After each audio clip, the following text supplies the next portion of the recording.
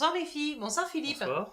Les filles, j'ai la chance ce soir d'être avec Philippe qui est notre expert en diététique. Philippe, nous avons Mélanie. Mélanie, elle a 22 ans.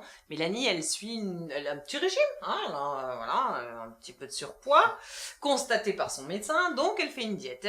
Par contre, elle se pose la question à savoir qu'est-ce qu'il y a comme contre-indication. Alors, concernant la VLCD, ou diète protéinée, les contre-indications absolues vont être le diabète de type 1, insulino-dépendant, l'insuffisant rénal, la femme enceinte. Ouais, ça me paraît logique ça. Hein. L'enfant. Oui.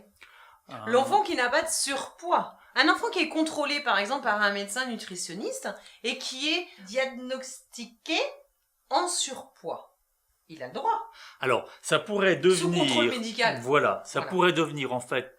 On pourrait passer du statut de contre-indication absolue à indication, à la condition effectivement que, un, ce soit un adolescent, pas un enfant qui n'aurait pas terminé loin de là sa croissance, et deux, qu'il y a un contrôle effectivement médical. Voilà. Mais c'est très important, on ne lui appliquera peut-être pas un programme de VLCD strict, mais on va l'aider, par exemple, en instaurant un petit déjeuner protéiné le matin, parce que souvent cet adolescent a tendance à sauter le petit déjeuner. Part à l'école sans déjeuner. Voilà, et il va manger n'importe quoi à 11h. Je suis sûre que vous êtes plein à partir sans déjeuner.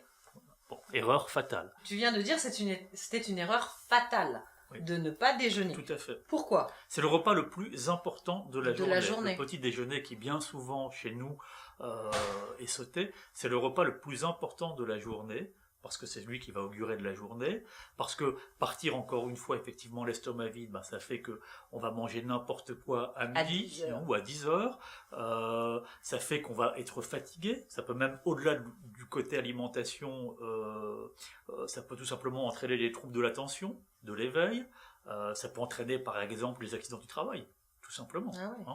Il y a eu des statistiques qui ont déjà été publiées, c'était peut-être pas en France, je ne sais plus sur quel pays, c'était il y a 7-8 ans, où une étude très sérieuse avait été faite sur un ensemble d'accidents du travail, avec donc une enquête derrière, et bien souvent, dans un cas important, dans une proportion importante, ce sont des gens qui n'avaient pas pris de petit déjeuner.